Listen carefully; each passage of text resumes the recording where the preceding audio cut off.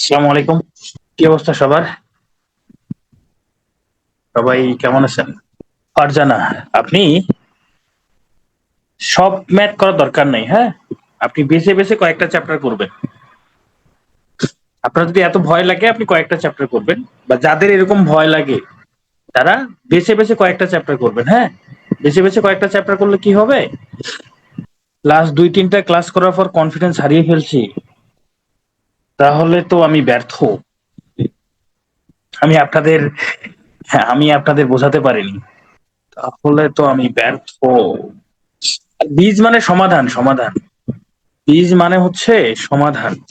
আচ্ছা, আমার ক্লাসে সাউন্ড নিয়ে কি খুব বেশি প্রবলেম হয়?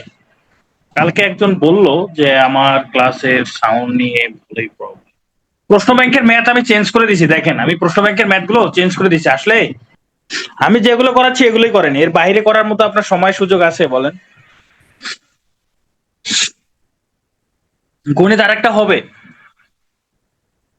গণিত আরেকটা হবে।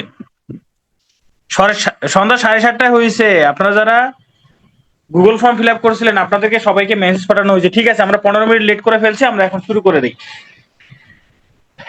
আজকে জ্যামিতি এবং পরিমিতি পড়বো। জ্যামিতি এবং পরিমিতির ক্লাসে আপনাদের সবাইকে স্বাগতম। আমরা প্রথমে যেটা পড়বো সেটা হচ্ছে বৃত্ত, সরি ত্রিভুজ। ত্রিভুজের এখানে জ্যামিতি থেকেও প্রশ্ন আসতে পারে, ত্রিভুজের পরিমিতি থেকেও প্রশ্ন আসতে পারে। তো আমরা প্রথমেই ত্রিভুজের কয়েকটা সূত্র শিখবো। একটা হচ্ছে সমবাহু ত্রিভুজ।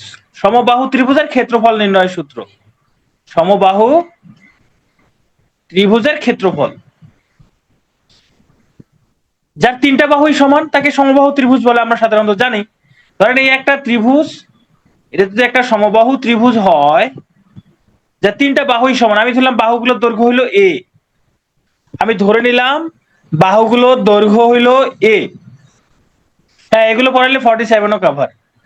তাহলে এই ত্রিভুজের ক্ষেত্রফল হবে √3/4 a²। একটা সমবাহু ত্রিভুজের তিনটা বাহুই সমান হয়, তাহলে সেই ত্রিভুজের ক্ষেত্রফল কি? ক্ষেত্রফল হলো √3/4 a²।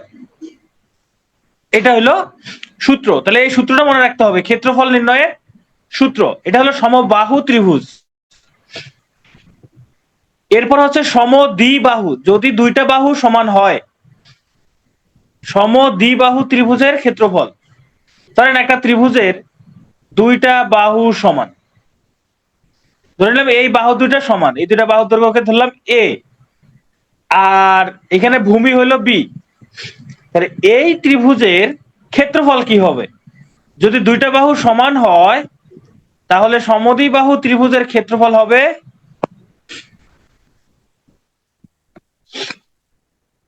আগের স্লাইড এটা।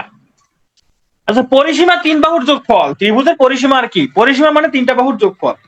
এটা না আবার সূত্র মুখস্থ করতে হবে না ভাই।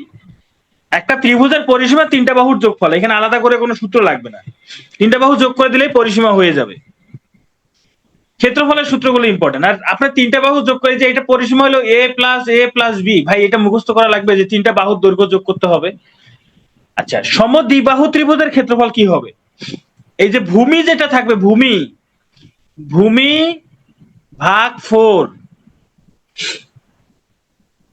এরপর হচ্ছে √4a² - b²। এটা হইল সমদ্বিবাহু ত্রিভুজের ক্ষেত্রফল নির্ণয়ের সূত্র। সমদ্বিবাহু ত্রিভুজের ক্ষেত্রফল নির্ণয়ের সূত্র হইল ভূমি ভাগ 4, √4 ইন্টু সমান বাহুর দৈর্ঘ্য তার উপর স্কয়ার মাইনাস ভূমি স্কয়ার। আরে সমবাহুতে এটার পরিসীমা a+a+a শেষ। এখন আপনি বলতে চাচ্ছেন 3a, ভাই এটা মুখস্থ করার কি আছে? a+a+a মানে 3a। সবকিছু যদি মুখস্থ করতে চান, সবকিছু যদি জানতে চান তাহলে তো কেমন হবে? জুমে স্লাইড দেখা যাচ্ছে, আপনি লিভ নিয়ে জয়েন করেন। শাফি, আপনি লিভ দিয়ে জয়েন করেন। আমি নিজেই আমার ফোনের স্লাইড দেখতেছি। এবার হলো বিষম বাহু ত্রিভুজের ক্ষেত্রফল, মানে তিনটা বাহুর দৈর্ঘ্যই যদি ভিন্ন ভিন্ন হয়। বিষম বাহু ত্রিভুজ, ধরেন একটা ত্রিভুজ এরকম, এটা দৈর্ঘ্য হলো এ, এটা দৈর্ঘ্য হলো বি, এটা দৈর্ঘ্য হলো সি। মানে তিনটা বাহুর দৈর্ঘ্য ভিন্ন ভিন্ন। যদি এরকম হয় যে তিনটা বাহুর দৈর্ঘ্যই ভিন্ন ভিন্ন, সেক্ষেত্রে ত্রিভুজের ক্ষেত্রফল কি হবে? সবার আগে বের করতে হবে অর্ধ পরিসীমা। সবার আগে বের করতে হবে অর্ধ পরিসীমা। অর্ধ পরিসীমাকে এস দ্বারা প্রকাশ করা হয়। অর্ধ পরিসীমা মানে কি? পরিসীমার অর্ধেক। পরিসীমা মানে যে তিনটা বাহুর যোগফল, আমি এতক্ষণ যেটা বললাম, তিনটা বাহুর যোগফলকে 2 দ্বারা ভাগ করলে যা হয় তাহাই অর্ধ পরিসীমা। এটাকে আমরা এস দ্বারা প্রকাশ করি, এস। সেক্ষেত্রে এই ত্রিভুজের ক্ষেত্রফল হবে রুট ওভার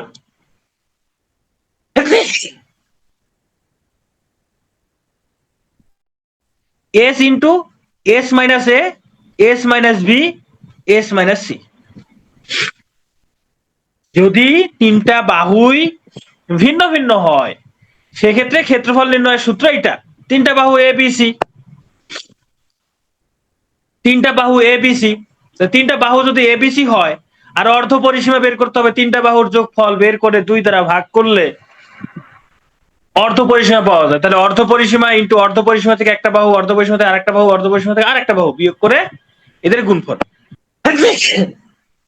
অনেক সময় যেটা থাকতে পারে সেটা হচ্ছে দুইটা, মানে কোন ত্রিভুজের দুইটা বাহুর দৈর্ঘ্য দেওয়া থাকতে পারে। দুইটা বাহুর দৈর্ঘ্য এবং তাদের অন্তর্ভুক্ত কোণ দেওয়া থাকতে পারে। যেমন ধরেন একটা ত্রিভুজ আছে, ধরেন এই বাহুর দৈর্ঘ্য এ, এই বাহুর দৈর্ঘ্য বি, আর এদের অন্তর্ভুক্ত কোণ দেওয়া আছে থিটা। সেক্ষেত্রে এই ত্রিভুজের ক্ষেত্রফল হবে half A B sine theta. যা সূত্রটা মনে রাখেন, তাতেই হবে।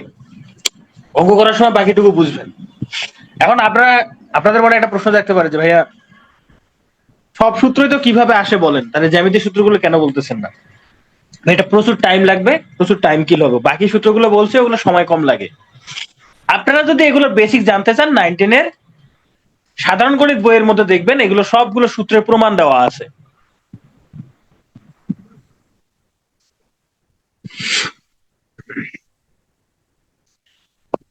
ওকে, তাহলে এই হলো ত্রিভুজের ক্ষেত্রফল নির্ণয় সংক্রান্ত আলোচনা। আর তেমন কিছু নাই এখানে। এবার আমরা জ্যামিতি এবং পরিমিতি সব একসঙ্গে করব। এখন জ্যামিতি করতে গেলে যা জানতে হবে সেটা হলো উপপাদ্য। যে যত বেশি উপপাদ্য জানে সে তত ভালো জ্যামিতি সলভ করতে পারে। যে যত বেশি উপপাদ্য জানে সে তত বেশি জ্যামিতি সলভ করতে পারে। এখন উপপাদ্য তো মনে থাকে না। ছোটবেলায় উপপাদ্য মুখস্থ করছি, উপপাদ্য প্রমাণ সহ মুখস্থ করছি, বোঝার চেষ্টা করি নাই। এখন একটু বোঝার চেষ্টা করবেন। আমরা যে প্রশ্ন যখন আসবে সেই প্রশ্নের উপপাদ্যটা আমরা তখনই বুঝে নিব। ঠিক আছে? তাহলে চলেন আমরা প্রশ্ন সলভ করি। যেমন এখানে বলছে ত্রিভুজ এক্স ওয়াই জেড এর এক্স কোণটা 65 ডিগ্রি, ওয়াই কোণটা 25 ডিগ্রি। ত্রিভুজটা হচ্ছে কি ধরনের?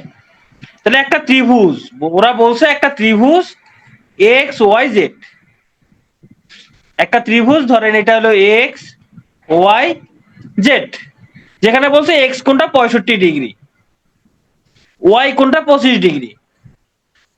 আচ্ছা, একটা 65 ডিগ্রি একটা 25 ডিগ্রি হলে জেড কোণটা সমকোণী হবে? আর এটা তো সমকোণী হয় নাই। হয়ে গেছে, হয়ে গেছে। ধরেন এটা হচ্ছে, এটা দেই এক্স, এটা দেই ওয়াই, এটা দেই জেড। ধরেন এটা হলো 25 ডিগ্রি। তাহলে এই কোণটা কত ডিগ্রি হবে? এই কোণটা, এই কোণটা কত ডিগ্রি হবে? ত্রিভুজের তিনটা কোণের যোগফল হয় 180 ডিগ্রি। তিনটা কোণের যোগফল 180 ডিগ্রি। তার মধ্যে একটা 65 ডিগ্রি, একটা 25 ডিগ্রি। তাহলে আরেকটা কত ডিগ্রি হবে? তাহলে 65 যোগ 25 সমান 90 ডিগ্রি। তাহলে দুইটা কোণের যোগফল 90 ডিগ্রি। তাহলে এই কোণটা অবশ্যই 90 ডিগ্রি হইতে হবে, না হলে তো 180 মিলবে না। তাহলে এটা 90 বাদ দিলে 90 ডিগ্রি। তার মানে এই কোণটা হলো 90 ডিগ্রি। আর কোন ত্রিভুজের যদি একটা কোণ 90 ডিগ্রি হয়, সেই ত্রিভুজের নাম হয় সমকোণী ত্রিভুজ। সেই ত্রিভুজের নাম হয় সমকোণী। একটি কোণের মান তার পূরক কোণের 4 ভাগের সমান, তার পূরক কোণের 4 ভাগের সমান। কোণটি কত? এবার আসেন, পূরক কোণ আবার কি?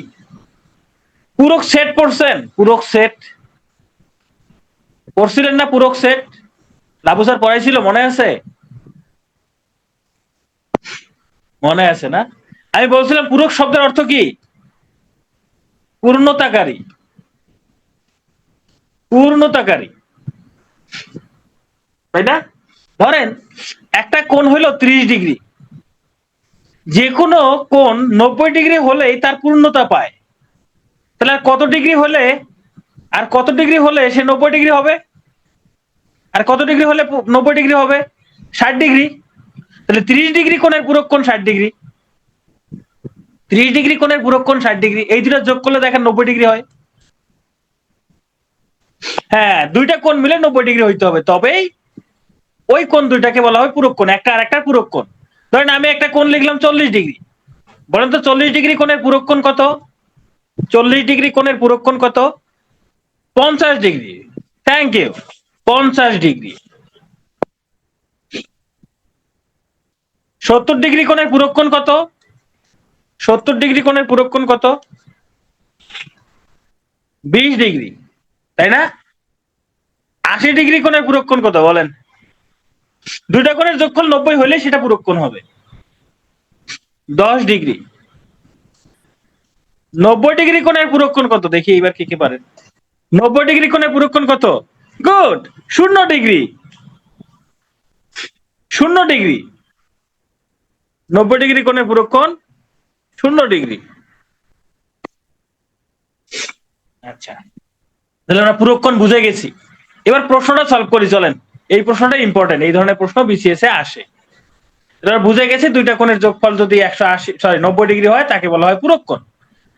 এখানে বলছে একটি কোণের মান তার পূরক কোণের 4 ভাগের সমান। একটা কোণ যদি এক্স ধরি, পূরক কোণ কত হবে বলেন? কোণ যদি এক্স হয় পূরক কোণ কত হবে? 90 মাইনাস এক্স। যেহেতু দুইটা কোণের যোগফল 90 ডিগ্রি, একটা কোণ যদি এক্স হয় আর একটা কোণ হবে 90 মাইনাস এক্স। এখন প্রশ্নে কি বলছে দেখেন, বলছে কোণের মান তার পূরক কোণের 4 ভাগের সমান। কি বলছে? কোণের মান পূরক কোণের 4 ভাগের সমান। তার মানে পূরক কোণটাকে যদি 4 দ্বারা ভাগ করি, যা হবে, পূরক কোণকে 4 দ্বারা যদি ভাগ করি যা হবে সেটা কোণের সমান হবে। সেটা কোণের সমান হবে। এই ইকুয়েশনটা বুঝতে পারছেন কিনা বলেন? এই ইকুয়েশনটা বুঝতে পারছেন কিনা? আরে 90 মাইনাস 4 হয়ে গেছে কেন? 90 মাইনাস এক্স হবে। ইকবাল হোসেন, আমি স্ক্রিন বড় করি নাই। আপনার ফোনে দুইবার ট্যাপ করেন, আপনার ফোনে জুম হয়েছে। আপনার ফোনে ফোন জুম হয়ে গেছে, জুম মানে বুঝতে পারেন নাই, জুম আউট করছেন আপনার ফোনে, দুইবার ট্যাপ করেন দেখবেন বুঝতে ঠিক হয়ে গেছে। আমি কেন স্ক্রিন বড় করব? আচ্ছা আবার, ঠিক আছে চলেন আবার বুঝি। যদি কোণ এক্স হয় তাহলে পূরক কোণ কত হবে বলেন? পূরক কোণ কত হবে? 90 minus x, right? 90 minus x হবে কিনা? 90 মাইনাস এক্স, এটা তো 90 এক্স লিখছি, 90 মাইনাস এক্স, 90 মাইনাস এক্স। ওকে, এখন প্রশ্ন কি বলছে? একটি কোণের মান তাহার পূরক কোণের 4 ভাগের সমান। একটি কোণের মান তাহার পূরক কোণের 4 ভাগের সমান। যারা বুঝেন নাই, যারা বুঝেন নাই আর একবার বোঝাই। একটি কোণের মান, এই যে কোণের মানটা যা হবে তার পূরক কোণের 4 ভাগের সমান। পূরক কোণটাকে 4 দ্বারা ভাগ করেন, ভাগ করলে যা হবে, বলতে 4 ভাগের সমান। এই যে 4 ভাগ করছি, 4 ভাগ করলে কার সমান হবে? কোণের সমান হবে। এই যে কোণের সমান, বুঝতে পারছেন? এবার এবার বুঝতে পারছেন? তা নিয়ে আপনি এটা বোঝার চেষ্টা করেন, এটা বোঝেন। আগেরটা যেটা গেছে ওটা রেকর্ড দেখে নিন, এটা বোঝেন। এখন আমরা কি করব? এখন হিসাব করব। এখন হিসাব করে যে 4 আর 4, এক্স আর 4 গুণ করলে হবে 4x সমান এখানে 90 মাইনাস এক্স, এই 4x প্লাস এই এক্স যদি এই পাশে চলে আসে, এক্স প্লাস এক্স 90, তারপর হবে 5x সমান 90, এক্স সমান 90 ভাগ 18, সরি 90 ভাগ 5 সমান 18, অ্যান্সার হবে 18। এই হলো অ্যান্সার। সমকোণী ত্রিভুজের সূক্ষ্ম কোণদ্বয়ের একটি 45 ডিগ্রি হইলে অপরটি কত ডিগ্রি হবে? এটা একটা সমকোণী ত্রিভুজ, সমকোণী ত্রিভুজের একটা কোণ 90 ডিগ্রি, সমকোণী ত্রিভুজের একটা কোণ 90 ডিগ্রি, তাহলে এই দুইটা কোণের যোগফল 90 ডিগ্রি হবে, তা নাহলে তো 180 হবে না। এই এ কোণ প্লাস বি কোণ, এই দুইটা কোণের যোগফল 90 ডিগ্রি হইতেই হবে। সমকোণী ত্রিভুজের সমকোণ বাদে বাকি দুইটা কোণের যোগফল 90 ডিগ্রি হয়, তার মধ্যে একটা কোণ 45 ডিগ্রি, ধরে নিলাম এই কোণটা 45 ডিগ্রি। এই কোণ 45 ডিগ্রি হলে বি কোণ কত ডিগ্রি বের করেন। এই যে এখানে 45 ডিগ্রি, এই জায়গায় 45 বসাই দেন, বি সমান 90 ডিগ্রি, তাহলে বি কোণ সমান 90 ডিগ্রি মাইনাস 45 সমান 45। সমকোণী ত্রিভুজের সমকোণ বাদ দিয়ে বাকি বাকি দুইটা কোণ সবসময় পূরক কোণ হয়।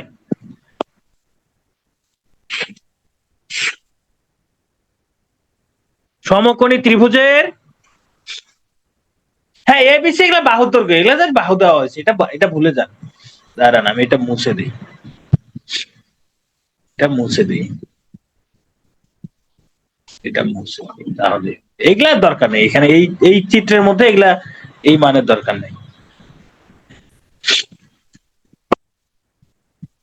ফারহান, ফারহান আপনি বলেন তো কি বোঝেন নাই, কি বোঝেন নাই সেটা বলেন, আর একবার বোঝান, এটা না বলে কি বোঝেন নাই সেটা বলেন, তাহলে আমি বুঝাবো কি বোঝেন নাই।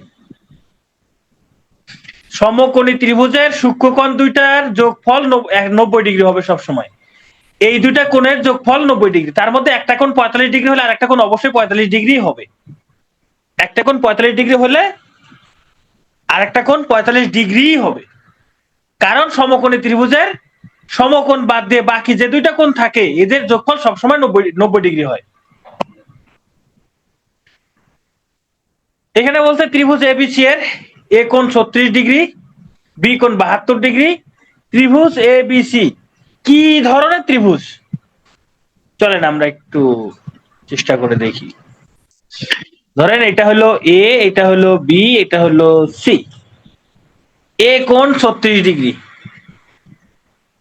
বি কোণ 72 ডিগ্রি, তাহলে সি কোণ কত ডিগ্রি হবে বের করেন।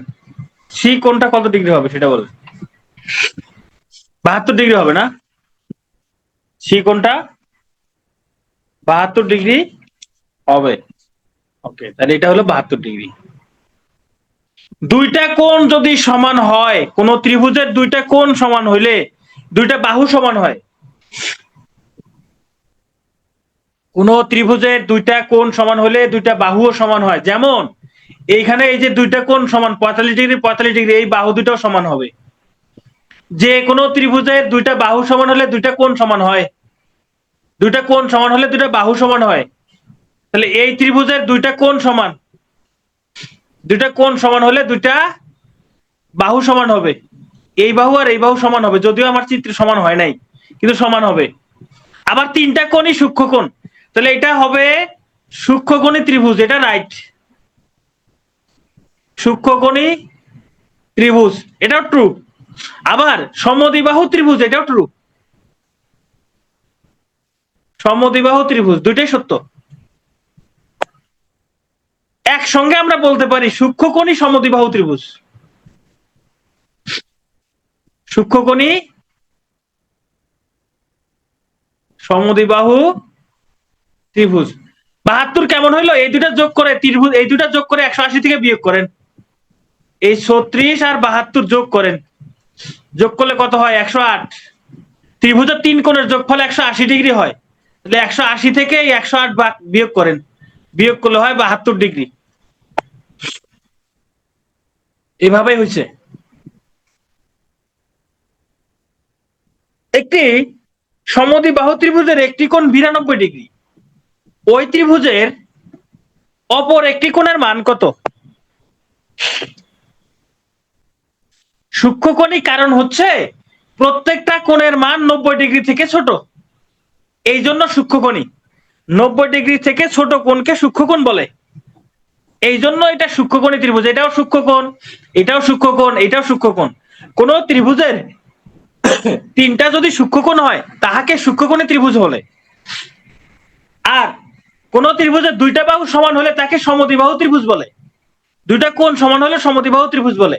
তাহলে এটা সূক্ষ্মকোণী ত্রিভুজ হয়েছে, তিনটা কোণ সূক্ষ্মকোণ, তাই সমদ্বিবাহু হয়েছে দুইটা বাহু সমান, দুইটা কোণ সমান, তাই। যে দেখেন এই যে এই কোণ আছে না, এই কোণের বিপরীত বাহু এইটা, এই কোণের বিপরীত বাহু এইটা, বুঝতে পারেন নাই? এই যে দেখেন এইখানে এটা এটা এটা 45 ডিগ্রি না, এই কোণের সোজা বিপরীত দিকে বাহু হলো এটা। এই যে এই কোণের সোজা বিপরীত দিকে বাহু হলো এটা। তাহলে এই দুইটা বাহু সমান হবে, এই দুইটা বাহু সমান হবে। যদি এটা 72 ডিগ্রি হয়, এই কোণের সোজা বিপরীত দিকে বাহু হলো এটা, এটা 72, এইটার বিপরীত বাহু হলো এটা, তাহলে এই দুইটা বাহু সমান হবে।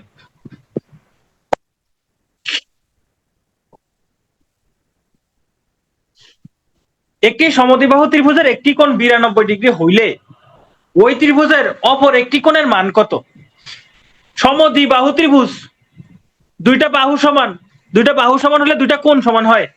চলেন আমরা একটু দেখি। ধরেন এটা একটা সমদ্বিবাহু ত্রিভুজ, যার এই কোণটা হলো 92 ডিগ্রি, এই কোণটা 92 ডিগ্রি।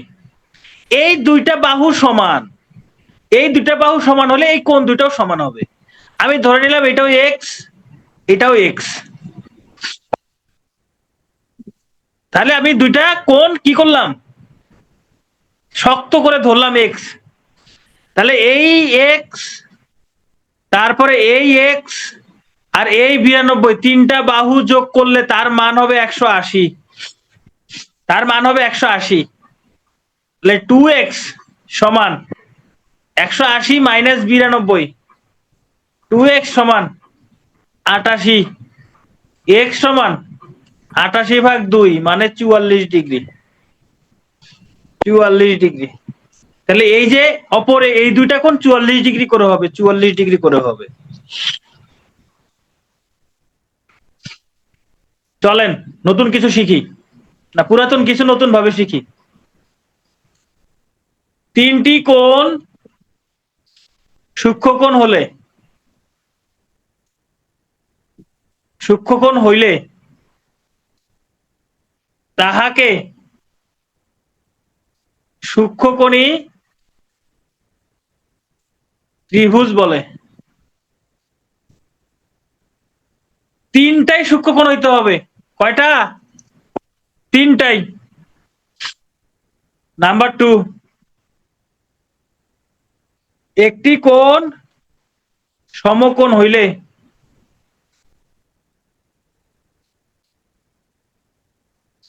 তাহাকে সমকোণী ত্রিভুজ বলে।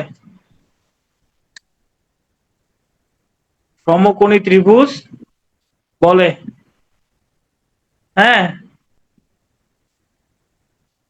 নাম্বার 3, একটি কোণ স্থূলকোণ হলে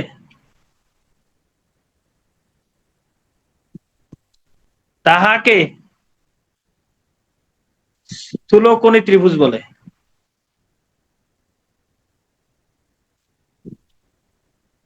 ত্রিভুজ বলে। এইবার হৃদয় বলেন আপনার প্রশ্ন বুঝতে পারছেন কিনা।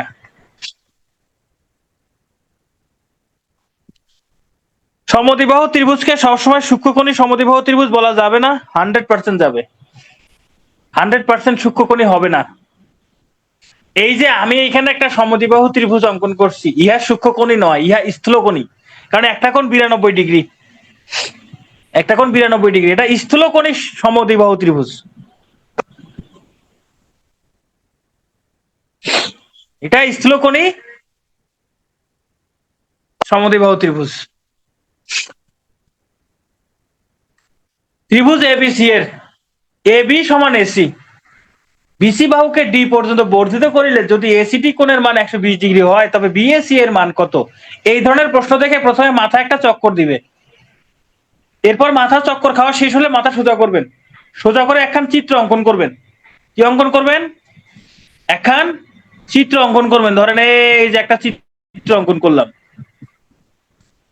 বলছে এ বি সমান এসি, এই যে এ বি সি, আমি ধরে নিলাম এই দুটা বাহু সমান। এবার বলছে বিসি বাহুকে ডি পর্যন্ত বর্ধিত করুন, করলাম ডি পর্যন্ত বর্ধিত। ফলে এই যে এসিডি, এই যে এই কোণটা, এই কোণটা হলো 120 ডিগ্রি। তাহলে বিএসি কোণের মান কত? এই কোণের মান কত সেটা বের করতে বলছে। চলেন আমরা বের করি। প্রথম কথা হচ্ছে এইখানে এইখানে 180 ডিগ্রি কোণ উৎপন্ন হয়েছে। কত ডিগ্রি কোণ? 180 ডিগ্রি।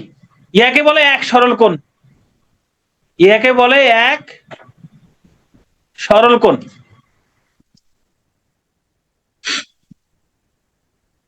ইয়াকে বলে এক সরল কোণ। এবার আসেন, ধরেন আমি একটা এখানে ঘটনা ঘটাইলাম, সেটা হলো ধরেন এটার মান দিলাম 30 ডিগ্রি। তাহলে বলেন তো এই কোণের মান কত হবে? তাহলে বলেন তো ভাই 180 কিভাবে? 180 এইভাবে হয় মুখস্থ করে। একটা দাড়ি টানলে এখানে চাঁদা বসাবেন, এই চাঁদা আবার সেই চাঁদা না, জ্যামিতি বক্সের চাঁদা, জ্যামিতি বক্সের চাঁদা বসিয়ে দেখিবেন ইহা 180 ডিগ্রি হয়, এই জন্য এটা 180 ডিগ্রি। এখন এই কোণটা যদি 30 ডিগ্রি হয়, এইটা নিশ্চয়ই 150 ডিগ্রি, কারণ পুরাটাই হইলো 180 ডিগ্রি, পুরাটাই 180 ডিগ্রি। যেহেতু পুরাটাই 180 ডিগ্রি, তাহলে এইটুকু 30 ডিগ্রি হলে এটুকু 150 ডিগ্রি হবে কি না? আচ্ছা, ধরেন আমি এখানে একটা কোণ অঙ্কন করলাম, এটা 90 ডিগ্রি, তাহলে এটা কত ডিগ্রি হবে? এটা কত ডিগ্রি হবে? এটা 90 ডিগ্রি হবে, কারণ পুরোটা 180 ডিগ্রি। এটা 90 আর 90 যোগ করলে 180 হইতে হবে, 90 যোগ 90 180। ঠিক আছে? আচ্ছা, ধরেন আমি এখানে এই কোণ দিলাম, এটা হলো 100 ডিগ্রি, তাহলে এই কোণের মান কত হবে? এই কোণের মান কত হবে? 80 ডিগ্রি হবে না কিনা? কারণ এই দুটোর যোগফল 180 হইতে হবে।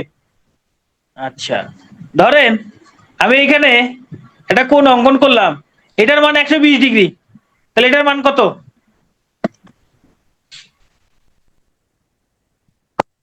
এটার মান 60 ডিগ্রি, রাইট? 60 ডিগ্রি। এবার এবার এই চিত্রের দিকে তাকান, দেখেন এইটুকু যদি 120 ডিগ্রি হয়, তাহলে এইটুকু কত? এইটুকু এটুকু কত? এটুকু 60 ডিগ্রি হইবে না? হ্যাঁ, এটা 60 ডিগ্রি, এটা 60 ডিগ্রি। বুঝতে পারছেন এই কোণটা যে 60 ডিগ্রি? একটু পর আবার অনেকে কমেন্ট করবেন বুঝি নাই, আবার বুঝান। এরপর যদি না বুঝেন তাহলে আমি খুব হতাশ হয়ে যাব, হতাশ, কষ্ট পাবো না, আপনারা বুঝবেন না, এটাই স্বাভাবিক, বোঝার জন্যই তো আসছেন, কিন্তু আমি হতাশ হয়ে যাব। এখন দেখেন এটা 60 ডিগ্রি, আবার বলেছে এই বাহু দুটা সমান, এই যে এ বি সমান এসি, যেহেতু বাহু দুটা সমান তাহলে এই কোণ দুটো সমান হবে, এই কোণ দুটা সমান হবে, এই কোণ দুটা কি হবে? সমান হবে। এটা 60 ডিগ্রি হলে এটা তাহলে কত ডিগ্রি হবে? এটা হবে 60 ডিগ্রি, এটাও 60 ডিগ্রি। এখন এটাও 60 ডিগ্রি, এটাও 60 ডিগ্রি, তাহলে এটা কত ডিগ্রি হবে? আমরা জানি ত্রিভুজের 3 কোণের যোগফল 180 ডিগ্রি, আমরা জানি ত্রিভুজের 3 কোণের যোগফল 180 ডিগ্রি, তাহলে এই 60 আর 60 যোগ করলে হয় 120, তাই না? তাহলে 180 থেকে যদি আমরা 120 বাদ দেই তাহলে হবে 60 ডিগ্রি, তার মানে এই কোণটা হলো 60 ডিগ্রি। তাহলে বিএসি কোণের মান কত ডিগ্রি? 60 ডিগ্রি। তার মানে তিনটা কোণই 60 ডিগ্রি। তিনটা কোণ সমান হইলে তিনটা বাহু সমান হয়, তাহাকে বলে সমবাহু ত্রিভুজ, তাহাকে বলে সমবাহু ত্রিভুজ। তিনটা কোণ সমান হলে তিনটা বাহু সমান হয়। আরেকটা জিনিস, সমবাহু ত্রিভুজের কোণগুলো সবসময় 60° হয়। পৃথিবীর সকল সমবাহু ত্রিভুজের কোণ 60°। পৃথিবীর সকল সমবাহু ত্রিভুজের কোণ 60°, এটা মাথায় রাখবেন। চলেন এটা আমরা সলভ করি। এবিসি একটি ত্রিভুজ যাহার ডি এবং ই যথাক্রমে ত্রিভুজটির এবি এবং এসি বাহুর মধ্যবিন্দু। ডিই সমান 4 সেন্টিমিটার হলে বিসি এর মান কত? প্রথমে যাহা করিতে হইবে, একটা ত্রিভুজ অঙ্কন করিতে হইবে। একটা ত্রিভুজ অঙ্কন করিয়া তাহাদের নাম দিতে হবে এ বি সি। ত্রিভুজটার নাম দিলাম আমরা। এরপরে যাহা বলিয়াছে এবি বাহুর মধ্যবিন্দু ডি, এবি বাহুর মধ্যবিন্দু ডি, এসি বাহুর মধ্যবিন্দু ই, এসি বাহুর মধ্যবিন্দু ই, মধ্যবিন্দু দ্বয় যোগ করিয়া দেই। এই যে মধ্যবিন্দু দ্বয় যোগ করিয়া দিলাম, তাহলে এটা হলো ডিই। প্রশ্নে বলিয়াছে এই ডিই বাহুর দৈর্ঘ্য হইল 4 সেন্টিমিটার। কয় সেন্টিমিটার? 4 সেন্টিমিটার। তাহলে বিসি বাহুর দৈর্ঘ্য কত? ইহা তো মুশকিল। শোনেন, কোন ত্রিভুজের দুইটা বাহুর মধ্যবিন্দু যোগ করলে তার মান যত হবে, এই তৃতীয় বাহু এটার মান তার 2 গুণ হবে। এই বাহুর দৈর্ঘ্য যা হবে এই বাহুর দৈর্ঘ্য তার 2 গুণ হবে। 9 10 একটা উপপাদ্য পড়েছিলেন আপনারা, হয়তো ভুলে গেছেন। এই বাহুর দৈর্ঘ্য যা হবে বিসি বাহুর দৈর্ঘ্য তার 2 গুণ হবে। এটা যদি 4 হয়, এটা হবে 4 গুণন 2 সমান 8 সেন্টিমিটার। একটা উপপাদ্য ছিল এরকম, কোন ত্রিভুজের দুইটি বাহুর মধ্যবিন্দুর সংযোজক রেখাংশ ওই ত্রিভুজের তৃতীয় বাহুর সমান্তরাল এবং দৈর্ঘ্যে তার অর্ধেক। এইরকম একটা উপপাদ্য আপনারা পড়ছিলেন। পরবর্তীতে গিয়ে আপনারা এইটাই ভেক্টরের মাধ্যমে প্রমাণ করছেন। পরবর্তীতে অনার্সে গিয়ে, মানে ফিজিক্সে বলেন, ফিজিক্সে ম্যাথে অনেকেই এটা ভেক্টরের মাধ্যমে প্রমাণ করছেন। এইচএসসি তেও করছেন, অনেকে অনার্সেও করছেন। যারা সায়েন্স নিয়ে পড়ছেন আর কি, তাদের কথা বলতেছি। হ্যাঁ, বিসি সমান হাফ ডিই না, হাই হাই সর্বনাশ করে ফেলছেন। ডিই সমান হাফ বিসি, এই কাজ করা যাবে না। এই ডিই দৈর্ঘ্য হবে বিসি এর অর্ধেক। হ্যাঁ, অথবা এই তনয় আপনি আবার ভুল করছেন, বিসি সমান 2ডিই। আপনারা উল্টাপাল্টা করতেছেন কেন ভাই? বিসি বাহুর দৈর্ঘ্যটা বড় না, এটা বড় না, তাহলে এটার থেকে তো এটার মান কম হবে। সোজা কথা, এটা থেকে এই ডিই বাহুর মান কম হবে, তাহলে এটার অর্ধেক। আর এই যে ডি থেকে বিসি বাহু দেখতেই তো বড় লাগতেছে, তাহলে বড় হলে এটার মান বেশি হবে, 2 গুণ হবে। ওকে, এবার আসেন, আমরা তো পূরক কোণ শিখছি, এবার সম্পূরক কোণ কি? পূরকের থেকে বেশি যেটা, মানে দুইটা কোণের যোগফল 180° হলে তাহাকে বলে সম্পূরক কোণ। দুইটা কোণের যোগফল যদি 180° হয় তাহাকে বলে সম্পূরক কোণ। তাহলে 75° কোণের সম্পূরক কোণ নির্ণয় করো। তাহলে 75°র সাথে কত যোগ করলে 180 হইবে? 75°র সাথে কত যোগ করলে 180 হবে? এই 180 থেকে 75 মাইনাস করে দেন, কত হয়? 105°। এটাই হলো, এই 105° হইলো 75° কোণের সম্পূরক কোণ। তানিয়া আফরোজ, আপনি কি বুঝতে পারছেন? দুইটা কোণের যোগফল 180°, তাহলে একটা কোণ 75° হলে তার সম্পূরক কোণ কত হবে? 180 থেকে 75 বাদ দেন, বাদ দিলে হয় 105। ইহাই হইল 75° কোণের সম্পূরক কোণ। পূরক কোণ হয় 90°। এই যে সম্পূরকের ক্ষেত্রে 180, পূরকের ক্ষেত্রে 90। মানে দেখেন, সম্পূরক শব্দটা বিশাল বড়, এই জন্য এটার মানও অনেক বড়। পূরক শব্দটা খুবই ছোট, এই জন্য এর মানটাও খুবই ছোট, 90। অনেকে পূরক আর সম্পূরকের মধ্যে গোলমাল লাগায় ফেলে, যে কোনটা পূরকের ক্ষেত্রে 180 নাকি সম্পূরকের ক্ষেত্রে 180। ভাই, সম্পূরক শব্দ বড়, এর মান বড়, এভাবে মনে রাখবেন। পারভেজ, শোনেন, আমার ক্লাসের একটা হচ্ছে, মানে আমি যখন ক্লাস নেই, হ্যাঁ, আমার ক্লাসের এটা, আমি জাস্ট ক্লাসের বহির্ভূত একটা কথা বলি। ক্লাসের সময় আমি একটা বেঞ্চমার্ক ঠিক করি, যে আমার এই ধরেন এখানে উপরে আছেন, ধরেন এখানে প্রথম 1 আছে, 2 আছে, 3 আছে, 4 আছে। আমি প্রথমে ক্লাসের মধ্যে বের করার চেষ্টা করি সবথেকে উইক কে, তাকে বের করার চেষ্টা করি। আমি চেষ্টা করি এই সবথেকে উইক যে তাকে বোঝানোর। সে যদি বুঝে যায়, ভাই তারা যারা জানে তাদের নিয়ে আর কোনো টেনশন আছে? না না, মাইন্ড করতেছি না, তাদের নিয়ে কি টেনশন আছে? আপনারা যেহেতু ভবিষ্যতে টিচিং এ যাবেন, ভবিষ্যতে যেহেতু আপনারা টিচার হতে আসছেন, আপনারা ক্লাসের ফার্স্ট বয়কে টার্গেট না করে লাস্ট বয় যে তাকে বোঝানোর চেষ্টা করবেন।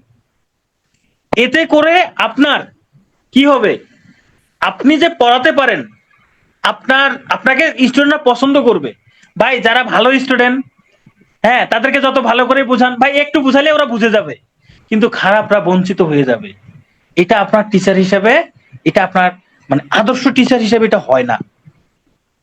তাহলে কি করবেন, ক্লাসের মধ্যে সব থেকে উইক যে তাকে বের করবেন, চেষ্টা করবেন সবসময় তাকে বোঝানোর। সে বুঝে গেছে মানে বাকিরা বুঝে গেছে, যে বুঝে গেছে মানে সে বুঝে গেছে, উইক বুঝে গেছে মানে বাকিরা বুঝছে, বাকিদের নিয়ে আর টেনশন নাই। কিন্তু আপনি প্রথমকে টার্গেট করলেন, সে বুঝলো, দ্বিতীয় রোল যে আছে সে যে বুঝছে কিনা আপনি শিওর না। হ্যাঁ, সবসময় এমনটাই করবেন, সবসময় উইককে টার্গেট করবেন। এটা সবসময় আমি এটাই ট্রাই করি সবসময়। এই জন্য অনেকে হচ্ছে আমার ক্লাস, যারা খুবই ভালো স্টুডেন্ট, আমার ক্লাস অনেকে পছন্দ করেন, তারা বোর ফিল করে। এখন বোর যাতে ফিল না করে, এই জন্য মাঝে মধ্যে একটু বিভিন্ন রকম মজা করি, যাতে তারা বোর ফিল না করে, সবাই যেন মিলেমিশে আর কি ক্লাস করতে পারি। আচ্ছা, আমরা কমেন্টে কখনো পার্সোনালি একজন আরেকজনকে কোনো মেসেজ করব না, ঠিক আছে? চলেন এটা সলভ করি। একটি কোণের মান তার সম্পূরক কোণের 1/3 মানে 3/1 ওই যে একবার 4/1 করছি না পূরক কোণের, 4/1, এটা হচ্ছে 1/3 মানে 3/1। এই 1/3 কথাটা মানে হইল 3/1 বা 3/সমান। আচ্ছা, একটি কোণের মান, কোণটা যদি এক্স ধরি, তাহলে সম্পূরক কোণ কত হবে? কোণ যদি এক্স হয়, সম্পূরক কোণ 180 মাইনাস এক্স। বলছে একটি কোণের মান তার সম্পূরক কোণের 1/3 সমান মানে 3/এর সমান। তাহলে সম্পূরক কোণ যাহা আছে তাকে 3 দ্বারা যদি ভাগ করি, কার সমান হবে? কোণটার সমান হয়ে যায়, মানে এক্স এর সমান হবে, এক্স এর সমান হবে। তাহলে এখন আপনারা আর্গুমেন্ট করেন, 3x সমান 180 মাইনাস এক্স, এই 3x প্লাস এক্স সমান 180, 4x সমান 180, তাহলে x সমান 180/4 সমান কত ডিগ্রি? 45 ডিগ্রি। হ্যাঁ, x এর সমান। আপনারা কি বুঝিয়াছেন? এই যে টাইপের প্রশ্নটা করলাম না, এটা কিন্তু খুবই ইম্পর্টেন্ট। হ্যাঁ, এগুলা পরীক্ষায় আসতে পারে, এই টাইপের প্রশ্নগুলা। ওকে, এটা আপনাদের হোমওয়ার্ক। এই ধরনের প্রশ্ন 2বার আমরা সলভ করছি, আর সলভ করতে চাই না। দুইটা কোণের মান দেওয়া আছে, ত্রিভুজটা কি ধরনের, 2টা প্রশ্ন সলভ করছি। এটার আমরা, হ্যাঁ পূরকের মতোই, রাইট। এবার আমরা ত্রিভুজের পরিমিতি টাইপের প্রশ্ন সলভ করব। একটা ত্রিভুজের 2 বাহুর দৈর্ঘ্য দেওয়া আছে 9 সেন্টিমিটার এবং 12 সেন্টিমিটার। এদের অন্তর্ভুক্ত কোণ 30 ডিগ্রি হইলে ত্রিভুজের ক্ষেত্রফল কত? আমি জানি আপনারা ভুলে গেছেন, যারা এতদিন প্রথমবার আজকে সূত্রগুলো আবার রিভিশন করলেন, আপনারা ভুলে গেছেন। 2টা বাহুর দৈর্ঘ্য, তাদের অন্তর্ভুক্ত কোণ দেওয়া থাকলে সেই ত্রিভুজের ক্ষেত্রফল হবে হাফ বাহুদ্বয়ের গুণফল, মানে 9 গুণন 12 গুণন সাইন থিটা, মানে সাইন এই যে কোণের মান দেওয়া আছে সেটা। সূত্রটা ছিল এটা, এই যে এটা ছিল half A B sine theta. এখানে ধরেন এ সমান 9, বি সমান 12, আর থিটা সমান 30। আমি এখানে মানগুলো বসাই দিছি। তাহলে এখানে এই যে হাফ ইন্টু, আচ্ছা 2 দ্বারা 12কে ভাগ করলে হয় 6, তাহলে 6 লং 54 গুণন সাইন 30 ডিগ্রির এইটার মান হলো 27। 27 না ভাই, 1/2। সাইন 30 ডিগ্রির মান হলো 1/2। হ্যাঁ, এটা ফর্মুলা, এটা ফর্মুলা, এটা ফর্মুলা। সাইন 30 ডিগ্রির মান 1/2। ভাই এটা কিভাবে? এইটা হচ্ছে আমরা ত্রিকোণমিতির ক্লাসে শিখবো। আপাতত জেনে রাখেন সাইন 30 ডিগ্রির মান 1/2। এই সাইন 30 ডিগ্রির মান 1/2 আপাতত এটা মনে রাখেন শুধু। তাহলে 2 দ্বারা 54কে ভাগ করলে হবে 27। তাহলে এই ত্রিভুজের ক্ষেত্রফল হবে 27 বর্গ সেন্টিমিটার। 27 বর্গ সেন্টিমিটার। সূত্র যদি মাথায় থাকে অঙ্ক করা খুবই সহজ, তাই না? শুধু পরিমিতির ক্লাস না, আমরা এখানে বেশিরভাগই 9-10-এ পড়ার পর, 9-10 পাস করার পর আর কোনোদিন ম্যাথ করি নাই। প্রথমত এটা, দ্বিতীয়ত 9-10-এ আমরা কোনো ম্যাথ বুঝি নাই, না বুঝে করছি। এখন ওই না বুঝে তখন করছেন, এখন তো না বুঝে করে লাভ নাই। 9-10-এ তখন একটা ম্যাথ করছেন, একটা চ্যাপ্টারে 10টা ম্যাথ করছেন, 10টা থেকে একটা বা দুইটা আসছে। এখন তো এরকম আসে না, এখন তো এরকম আসে না। এখন তাহলে আপনাকে কি করতে হবে? বুঝতে হবে।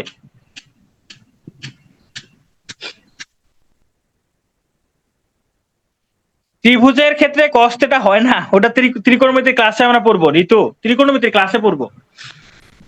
সাইন কস ট্যান কট এগুলা ত্রিকোণমিতির ক্লাসে পড়বো। আপাতত ত্রিভুজের ক্ষেত্রফলের ক্ষেত্রে সাইন থিটা ব্যবহার হয়, এটা মনে রাখেন।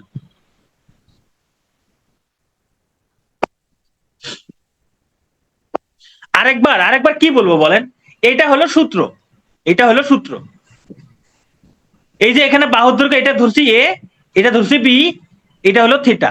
এখন এখানে মান বসাইছি, এই যে এর জায়গায় এর মানে যে 9 বসাইছি, বি এর জায়গায় 12 বসাইছি, সাইন আছে, থিটার জায়গায় 30 বসাইছি। এইটুকু হিসাব করলে হয়েছে 54। এই যে 54 লিখছি, সাইন 30 ডিগ্রি মান হাফ, বাকিটুকু হিসাব করা হয়েছে 27।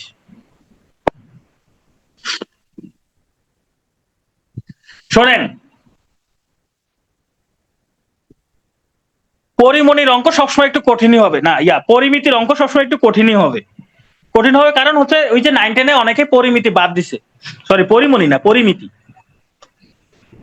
সময় কি সব আসে মাথায়। একটি ত্রিভুজের 3 বাহুর দৈর্ঘ্য 6 মিটার, 4 মিটার, 8 মিটার হলে ত্রিভুজটির ক্ষেত্রফল কত? আছে আছে, উপায় বলবো, উপায় বলবো।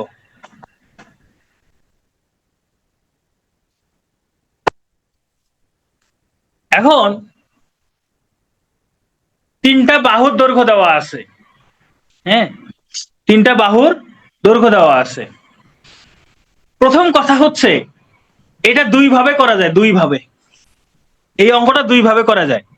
এখানে 3টা বাহুর দৈর্ঘ্য, 3টাই ভিন্ন ভিন্ন, 3টাই কি ভিন্ন ভিন্ন।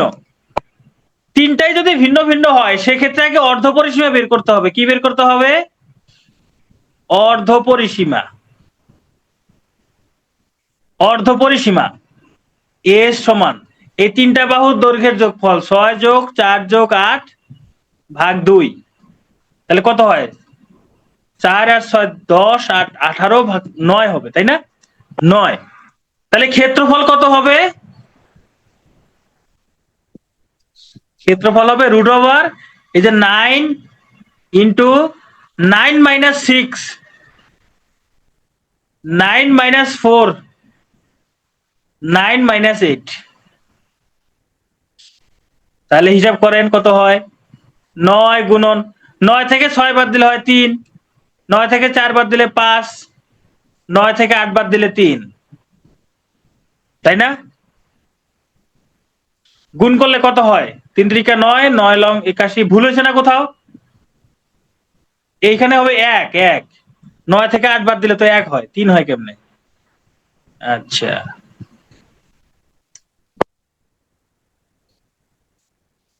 হ্যাঁ এটা ফর্মুলা ভাই, এটা ফর্মুলা। এটা একটু আগে দেখাইলাম না, শুরুতে দেখাইছি, এটা ফর্মুলা। এই যে ফর্মুলা হলো এটাই, যে √s into s minus a, s minus b, s minus c, এটা হলো ফর্মুলা। এটা হিসাব করলে হবে 144। 144 এর বর্গমূল করলে হবে 12। তাহলে এই ত্রিভুজের ক্ষেত্রফল হলো 12। আপনাদেরকে একটা সূত্র বলি নাই, সেটা হইলো ত্রিভুজের ক্ষেত্রফল সমান হাফ ইন্টু ভূমি ইন্টু উচ্চতা। এখন বলবেন সহজ সূত্রটাই আমাদেরকে এতক্ষণ বলে নাই, যেটা সারা জীবন পড়ে আসছি সেটাই বলে নাই, তাই না? 135 হয়? ও 135 হয়, তাহলে 135।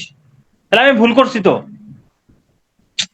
আমি তো যোগ বিয়োগ গুণ ভাগই পারি না দেখতেছি, এখানে বিয়োগ ভুল করলাম, এখানে গুণ ভুল করলাম, তাহলে এটা অ্যান্সার, এটা অ্যান্সার।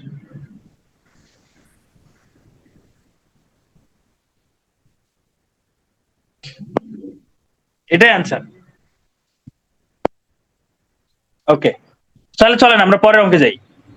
আচ্ছা, এটাও সূত্র আছে, এই সূত্র হাফ ইন্টু ভূমি ইন্টু উচ্চতা, এটা হচ্ছে সমকোণী ত্রিভুজের ক্ষেত্রে, সমকোণী ত্রিভুজের ক্ষেত্রে, সমকোণী ত্রিভুজের ক্ষেত্রে এই সূত্র হবে, সমকোণী ত্রিভুজের ক্ষেত্রে এই সূত্র হবে। হ্যাঁ, ব্রেক দিব, ব্রেক দিব, ব্রেক দিব, আজকে ক্লাস লম্বা হবে তো। আচ্ছা, এই যে সমকোণী ত্রিভুজ চলে আসছে,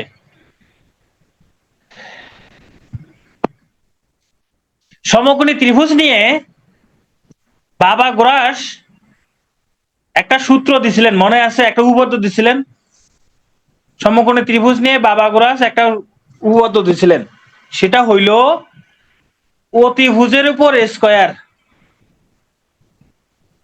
সমান সমকোণী ত্রিভুজের লম্ব স্কয়ার যোগ ভূমি স্কয়ার, তাই না? এরকম একটা সূত্র পড়ছিলেন না 9-10 উপপাদ্য? যেই উপপাদ্য আপনারা প্রমাণ করতে গিয়ে, যেই উপপাদ্য পড়তে গিয়ে আপনাদের প্রচুর কষ্ট হয়েছে আমি জানি। পিথাগোরাস বানান কি দীর্ঘইকার নাকি হ্রস্বইকার? আরে হোক, একটা হইলেই হোক, নাম তো আসবে কেন?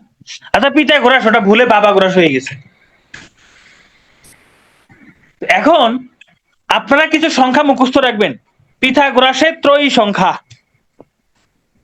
পিথাগোরাসের ত্রয়ী সংখ্যা, যেমন দেখেন এই যে 5 স্কয়ার সমান 3 স্কয়ার প্লাস 4 স্কয়ার, মানে এই যে 5 স্কয়ারের মান হয় 25, 3 স্কয়ার আর 4 স্কয়ার যোগ করলেও হয় 25, তার মানে এই যে 3, 4, 5, এটা হলো পিথাগোরাসের ত্রয়ী সংখ্যা।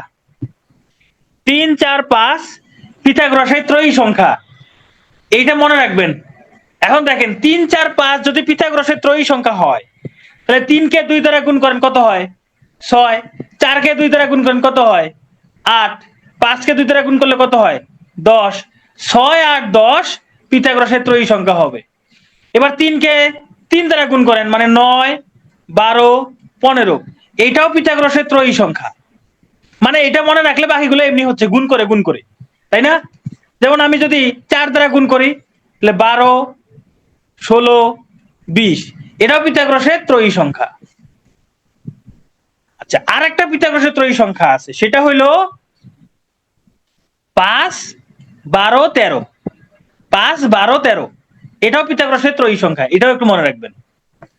5, 12, 13।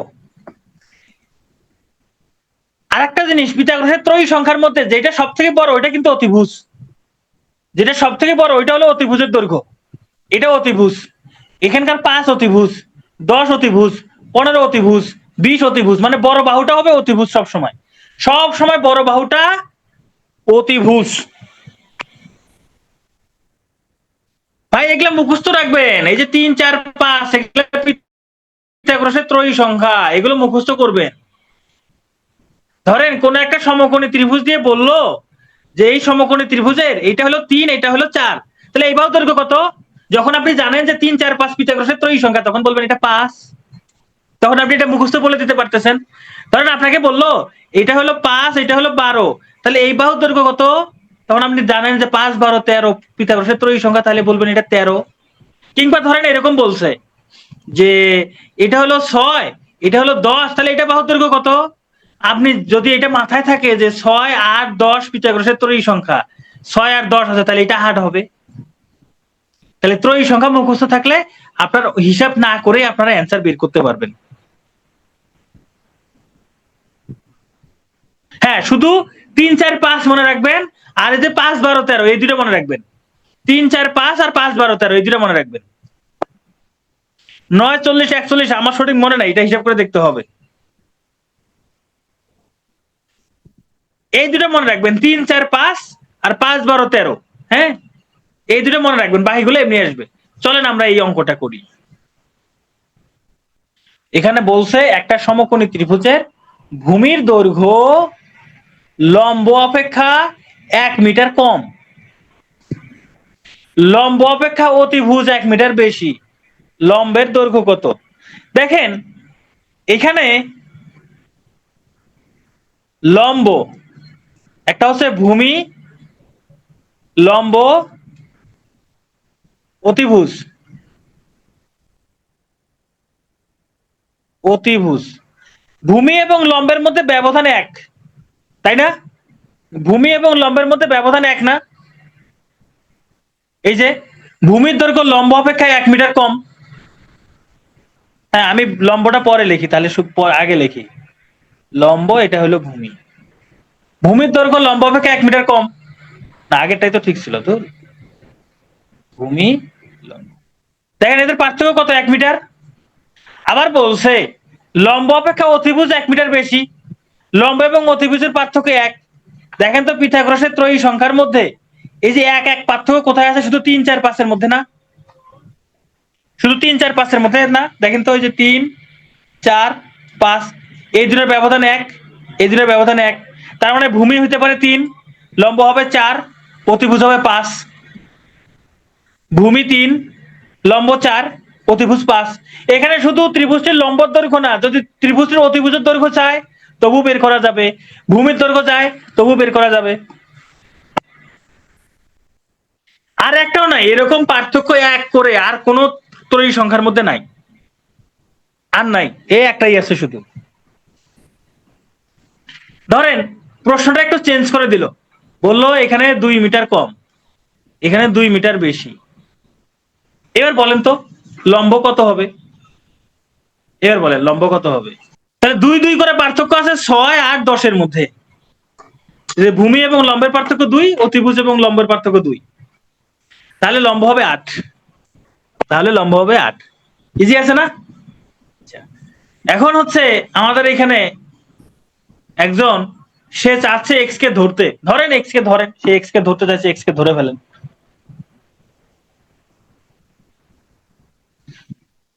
ধরি, লম্ব ধরেন, লম্ব এক্স, তাহলে ভূমি কত হবে? বলছে ভূমির দৈর্ঘ্য লম্ব অপেক্ষা 1 মিটার কম, তাহলে এক্স মাইনাস 1। অতিভুজ কত হবে? বলছে অতিভুজ লম্ব অপেক্ষা 1 মিটার বেশি, অতিভুজ হবে এক্স প্লাস 1। এখন পিথাগোরাসের সূত্র অনুযায়ী লেখেন এক্স প্লাস 1 হোল স্কয়ার সমান x square plus x plus 1 whole square. এটা সমাধান করে এক্স এর মান বের করবেন, এটা সমাধান করে এক্স এর মান বের করবেন।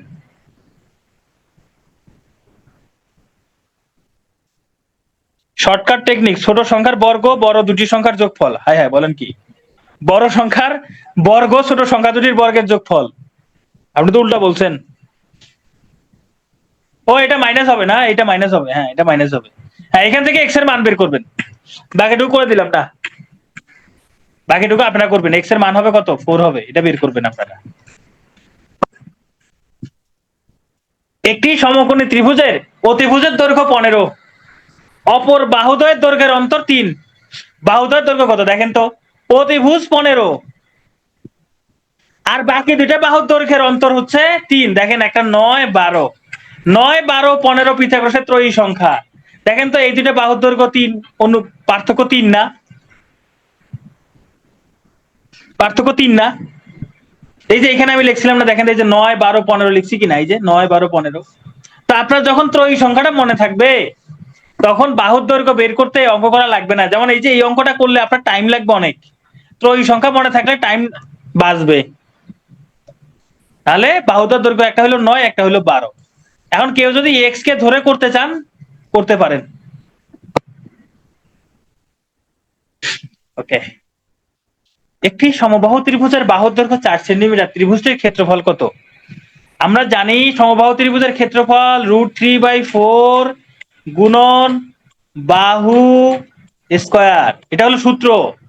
√3/4 ইন্টু বাহু, বাহু বাহু হলো 4 সেন্টিমিটার, 4 স্কয়ার, 4 দ্বারা 4 স্কয়ারকে ভাগ করলে হবে 4, তার মানে 4√3, এটাই অ্যান্সার। একটি সমবাহু ত্রিভুজের ক্ষেত্রফল দেওয়া আছে, এইবার মানে আগের অঙ্কটা উত্তর দেওয়া আছে, বাহুর দৈর্ঘ্য বের করতে বলছে। কি হবে? এই যে ক্ষেত্রফল দেওয়া আছে, বাহুর দৈর্ঘ্য বের করতে বলছে। বাহুর দৈর্ঘ্য যদি এ ধরেন, তাহলে ক্ষেত্রফল হবে √3/4 a স্কয়ার সমান 4√3। এই √3/4 অপর পাশে গিয়ে ভাগ হয়ে যাবে a স্কয়ার সমান এই যে 4√3, এই রুট, এই যে এটা এইটা এই পাশে এসে যদি ভাগ হয়ে যায়, ভাগটাকে গুণ লিখলে উপরে যাবে 4, নিচে আসবে √3। এই √3 কাটা, তার মানে a স্কয়ার সমান 16, অর্থাৎ a সমান 4। এই হলো অ্যান্সার। একটি সমদ্বিবাহু ত্রিভুজের সমান সমান বাহু এবং ভূমির দৈর্ঘ্যের অনুপাত 5:6, পরিসীমা 16 মিটার। আচ্ছা, এই যে অনুপাত দেওয়া আছে, সমান সমান বাহু আর ভূমির অনুপাত দেওয়া আছে, আমরা যদি সমান সমান বাহু ধরে নেই 5x, ভূমি হবে 6x, পরিসীমা মানে 3 বাহুর যোগফল। এই যে সমান সমান বাহু 5x দুইটা আছে, কিন্তু 5x দুইটা আছে, দুইটা, তাহলে 3 বাহুর যোগফল 5x যোগ 5x যোগ 6x সমান হইল কত? 16। তাহলে 16x সমান 16, অর্থাৎ x সমান 1। তাহলে বাহুদ্বয়ের দৈর্ঘ্য কত? এই যে সমান সমান বাহু দৈর্ঘ্য, একটা হবে 5 গুণন 1 সমান 5, আর ভূমি হবে 6 গুণন 1 সমান 6। এই যে ক্ষেত্রফল নির্ণয়ের সূত্র হলো এই যে b/4 √4a square minus b square. এই যে এটা হলো b এর, এটা হলো সমান সমান বাহুর দৈর্ঘ্য হলো a, ভূমি হলো b। তাহলে মান বসাই দেন। এটা বাংলায় লিখি, তাহলে 6/4 √4 গুণন a স্কয়ার মানে 5 স্কয়ার মাইনাস b স্কয়ার মানে 6 স্কয়ার। এই হিসাবটা নিজে করবেন, হিসাব নিজে করবেন। আপনাদের হিসাব করে দিতে দিতে বদ অভ্যাস হয়ে গেছে, পরীক্ষার হলে কে হিসাব করবে? হিসাব নিজে করবেন, পরীক্ষার হলে হিসাব কে করবে? বৃত্ত, বৃত্ত করার আগে আমরা 10 মিনিটের একটা ব্রেক নিব, 10 মিনিট, 9টা 25-এ ফিরবো। হ্যাঁ, বিষমবাহু সূত্র দিয়েও করলেও হবে, অসুবিধা নাই। সমবাহু ত্রিভুজের ক্ষেত্রফল বিষমবাহু ত্রিভুজের সূত্র দিয়েও করতে পারবেন। বেশি লেট হয়ে গেছে না? এই অঙ্কে তো লাগতেছে না, তাই না? পরিসীমা, এটা তো পরিসীমা ছাড়াই করতেছি। ভূমির মান বসাবেন, এখানে অনুপাত দেওয়া আছে, এক্সাক্ট মান তো দেওয়া নাই, একদম সঠিক মানটা তো দেওয়া নাই। ঠিক আছে, আমরা শুরু করে দিই এবার। বৃত্ত, কালকে ম্যাথের হয়েছে, শুধু ম্যাথের, অন্য সাবজেক্ট গুলো হয়ে যাবে। আচ্ছা, আমরা বৃত্তের উপপাদ্য যেগুলো আছে, বৃত্তের কেন্দ্র কি, পরিধি কি, জ্যা কি, ধরেন তারপর একটু আলোচনা করি। ধরেন ইহা যদি একটা বৃত্ত হয়, ইহা বৃত্ত তো, আমার বৃত্ত তো সোজা হয় না, এই তো সমস্যা। তাহলে একটা কাজ করি, একটা সোজা বৃত্ত নিই, সোজা একটা বৃত্ত নিলাম, তাহলে আর সমস্যা হবে। দেখেন, এটা একটা বৃত্ত, তাই না? বৃত্তের একটা কেন্দ্র থাকে, যেই বিন্দুকে, যেই বিন্দুকে কেন্দ্র করে আর কি বৃত্তটা উৎপন্ন হয়, তার একটা কেন্দ্র থাকে। ধরেন এটা হলো তার কেন্দ্র, কেন্দ্র থেকে পরিধি পর্যন্ত যে দূরত্ব, তাহাকে বলে ব্যাসার্ধ। ইহার নাম ব্যাসার্ধ। আর পরিধির দুইটা বিন্দুর মধ্যবর্তী দূরত্ব, ইহার নাম হচ্ছে জ্যা। জ্যায়ের মধ্যে যেই জ্যাটা কেন্দ্র দিয়ে গেছে, তার নাম হলো ব্যাস। আর এই যে ব্যাসের এখানে দুইটা ব্যাসার্ধ আছে, এই একটা ব্যাসার্ধ, এই একটা ব্যাসার্ধ, এই জন্য ব্যাস সমান 2 ইন্টু ব্যাসার্ধ, 2 ইন্টু ব্যাসার্ধ, অথবা ব্যাসার্ধ সমান ব্যাস ভাগ 2। এটা আমাদের একটু জানা থাকতে হবে। বৃত্ত গোল হয় না? হ্যাঁ, এই তো গোল করছি। এরপর আমাদের কিছু সূত্র জানতে হবে, সেটা হলো ক্ষেত্রফল, বৃত্তের ক্ষেত্রফল পাই আর স্কয়ার, বৃত্তের ক্ষেত্রফল পাই আর স্কয়ার।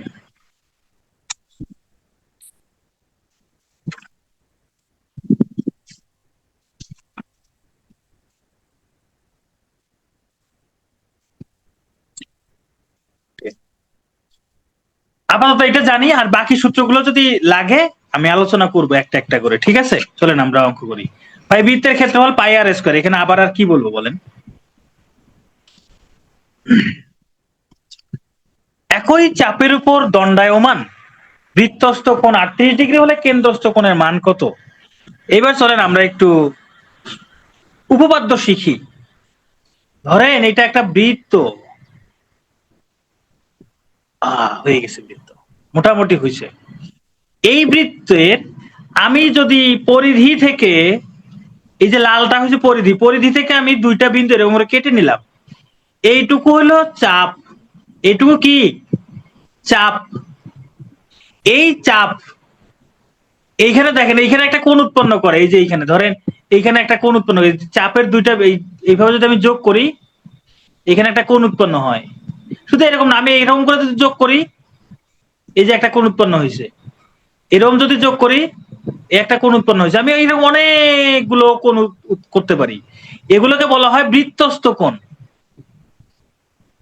বৃত্তস্থ কোণ, এগুলোকে বলা হয় বৃত্তস্থ কোণ। ওকে, আচ্ছা, বৃত্তস্থ কোণগুলো সবসময় সমান হয়। একই চাপের উপর, একই চাপের উপর দণ্ডায়মান বৃত্তস্থ সকল কোণ সমান, বৃত্তস্থ সকল কোণ সমান, এটা হলো বৃত্তস্থ কোণ। আর এই চাপের উপর যদি আমি এখানে একটা এই কেন্দ্রের সাথে যুক্ত করে দেই, এইখানে যে কোণ উৎপন্ন হয় ইহাকে বলে কেন্দ্রস্থ কোণ, ইহাকে বলে কেন্দ্রস্থ কোণ। আচ্ছা, একই চাপের উপর দণ্ডায়মান বৃত্তস্থ কোণ এবং কেন্দ্রস্থ কোণের মধ্যে একটা সম্পর্ক আছে। ইহা কিহা হইল? আমার বৃত্ত উড়িয়া গেছে, আমার বৃত্ত তো হারাই গেল, আমার বৃত্ত হারাই গেছে। আরে ওকে, এটা কেন্দ্র, আমি একটু কালারটা চেঞ্জ নেই, কালো কালার নেই। ধরেন এটা হইলো কেন্দ্রস্থ কোণ, আর এটা হইলো বৃত্তস্থ কোণ। মনে রাখবেন বৃত্তস্থ কোণ কে 2 গুণ করলে কেন্দ্রস্থ কোণ পাওয়া যায়। বৃত্তস্থ কোণকে 2 গুণ করলে কেন্দ্রস্থ কোণ পাওয়া যায়। উল্টো ভাবে কেন্দ্রস্থ কোণকে 2 ভাগ করলে বৃত্তস্থ কোণ পাওয়া যায়। তাহলে এখানে বৃত্তস্থ কোণ দেওয়া আছে 38°, কেন্দ্রস্থ কোণ কত? তাহলে 38 এর সাথে 2 গুণ করে দেন, কত হয়? 76°। তাহলে এই কোণের মান হলো 76°। এই কোণের মান হলো, বৃত্তস্থ কোণের দ্বিগুণ না, কেন্দ্রস্থ কোণের দ্বিগুণ না, বৃত্তস্থ কোণের দ্বিগুণ। কেন্দ্রস্থ কোণ সবসময় বৃত্তস্থ কোণের দ্বিগুণ। শোনেন, এই কোণটা সবসময় বড় হয়, এইখানকার কোণটা সবসময় বড় হবে, এইখানকার কোণ সবসময় বড়, সবসময় বড়। তাহলে বড়তে আসতে গেলে গুণ করতে হয়, আর বড় থেকে ছোটতে গেলে ভাগ করতে হয়, এটা মাথায় রাখলেই হবে।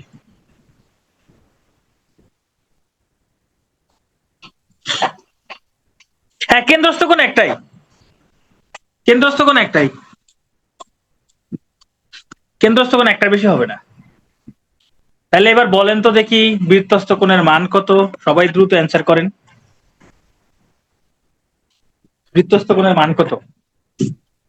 যেহেতু কেন্দ্রস্থ কোণ দেওয়া আছে, যেহেতু এটা হলো কেন্দ্রস্থ কোণ, তাহলে বৃত্তস্থ কোণ হবে কেন্দ্রস্থ কোণের অর্ধেক।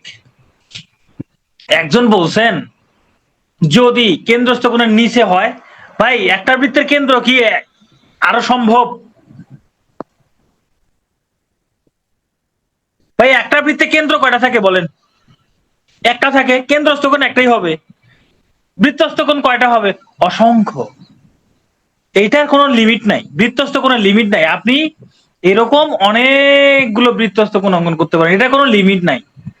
অনেকগুলো বৃত্তস্থ কোণ হয়, এরকম করে যতগুলো খুশি অনেক অঙ্কন করা যাবে, এটা কোনো লিমিট নাই।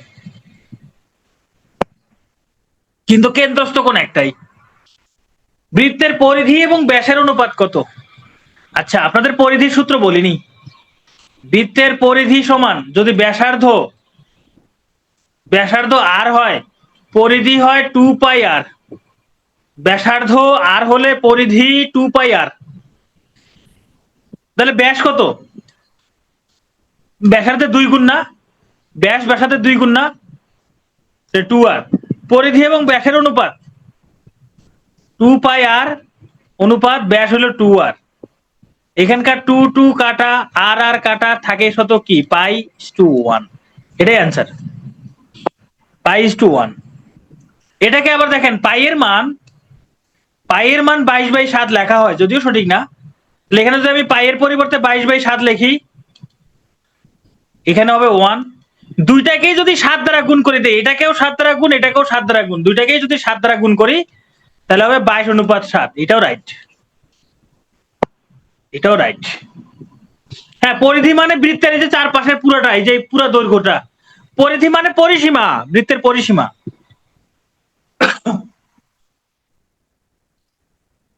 একটি বৃত্তের ব্যাস আর হলে ক্ষেত্রফল কত? আমরা জানি ব্যাসার্ধ আর হলে ক্ষেত্রফল পাই/r²।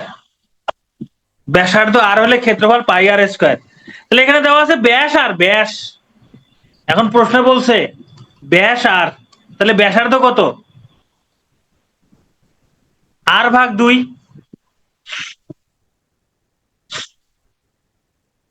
r/2, তাহলে পাই ইন্টু ব্যাসার্ধ স্কয়ার মানে r/2 স্কয়ার।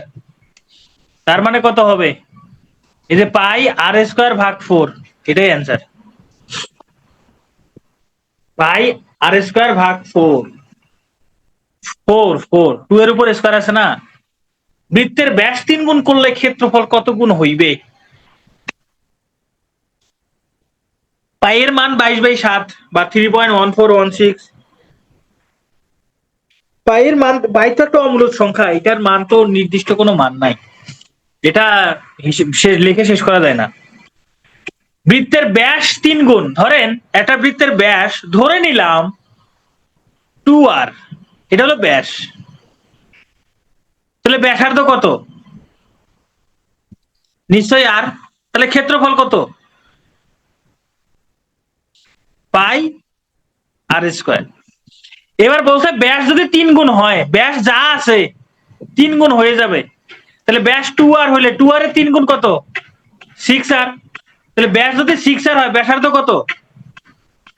এই 6r/2, 3r। ব্যাসার্ধ যদি 3r হয়, ক্ষেত্রফল কত? পাই/r² মানে 3r তার উপর স্কয়ার, পাই/9r², মানে 9 পাই/r²। দেখেন, আগের ক্ষেত্রফল শুধু পাই/r² ছিল, এখনকার ক্ষেত্রফল 9 পাই/r²। তাহলে কয় গুণ হয়েছে? যে 9 গুণ বেশি হয়েছে না? 9 গুণ না? তাহলে অ্যান্সার হবে 9 গুণ। আসমানে, আপনি কি হচ্ছে ভাইবা প্রশ্ন করতেছেন? যে ভাইবা যদি বলে পাইয়ের মান 3.1416, এটা তো পাইয়ের মান না। আপনি কি এই প্রশ্ন করতে চাচ্ছেন?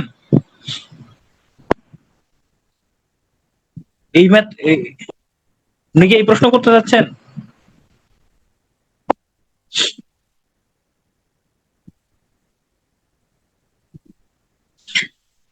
ওকে, আমরা পরের প্রশ্নে যাই।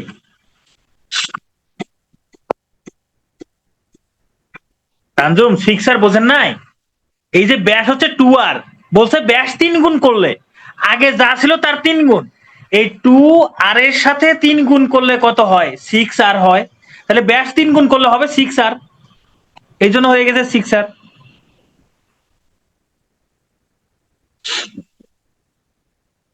আচ্ছা দেখেন, এখানে বলছে এসিবি বৃত্তে এবি এর মধ্যবিন্দু D, ADC 90 degree, DC 2 centimetre, বৃত্তটির ব্যাস 10 সেন্টিমিটার হলে এবি কত? আমরা আগে একটা বৃত্ত অঙ্কন করলাম,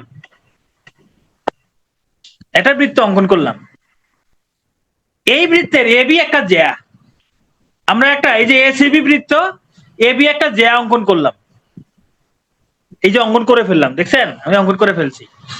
এরপরে বলছে এডিসি 90°। তার মানে এই যে এখানে এই যে এ বি এর মধ্যবিন্দু ডি, এই যে এ বি এর মধ্যবিন্দু ডি নিলাম, বলছে এডিসি, এই যে এডিসি এটা হলো 90°, এটা হলো 90°। ডিসি সমান 2 সেন্টিমিটার, আবার এটা হলো 2 সেন্টিমিটার। এই পর্যন্ত কে কে বোঝেন নাই আমাকে একটু কষ্ট করে বলবেন, কে কে বোঝেন নাই এই পর্যন্ত? না, সি উপরের দিকে নিলে হবে না, সি উপরের দিকে নিলে জ্যা উপরের দিকে নিতে হবে। কারণ হচ্ছে এখানে এই যে ডিসি এর দৈর্ঘ্য 2 সেন্টিমিটার দিছে, এখন উপরের দিকে দিলে 2 সেন্টিমিটার তো হবে না, তখন ব্যাসার্ধের থেকে বড় কিছু হবে, তখন ব্যাসার্ধের থেকে বড় কিছু হবে।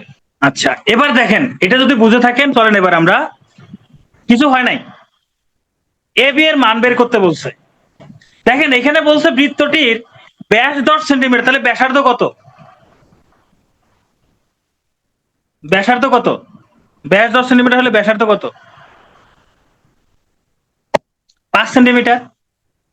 ধরেন এটা যদি বৃত্তের কেন্দ্র হয়, এটা যদি বৃত্তের কেন্দ্র হয়, এটা পুরোটা হবে 5, তাই না? বৃত্তের কেন্দ্র হলে এটা পুরোটা 5। সরি, আমার একটা, পুরোটাই যদি 5 হয়, ধরেন আমরা কেন্দ্র ধরলাম ও, হ্যাঁ, কেন্দ্র যদি ও হয়, বলেন তো ওডি কত হবে? ওডি 3 হবে না? ওডি 3 হবে কিনা? 3। আচ্ছা, ও এ কত হবে বলেন তো? ও এ 5 না, এটা ব্যাসার্ধ না? ও এ 5 হবে না?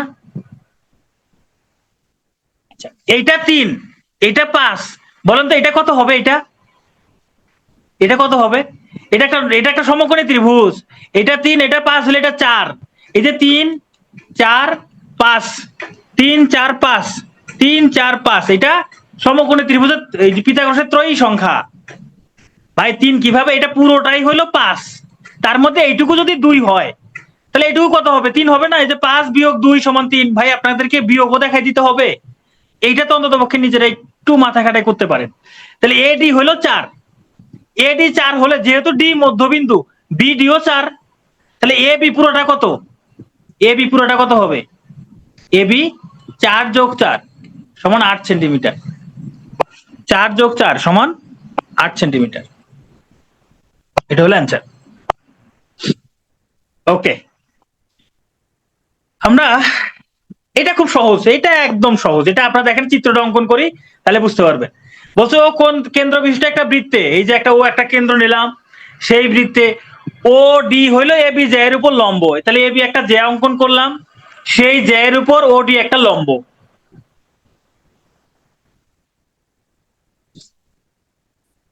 ভাইরে এটা বুঝবেন কিভাবে? এটা একটা ব্যাসার্ধ না?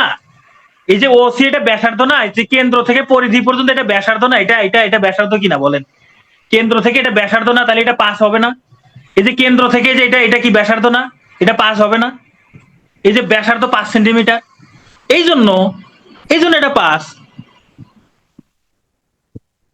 আচ্ছা, এখানে বলছো ও কেন্দ্রবিষ্ট বৃত্তে এ বি একটা জ্যা, এই এ বি জ্যা এর উপর ও ডি লম্ব, এই যে ও ডি লম্ব অঙ্কন করলাম, বলছে এডি সমান 3 সেন্টিমিটার।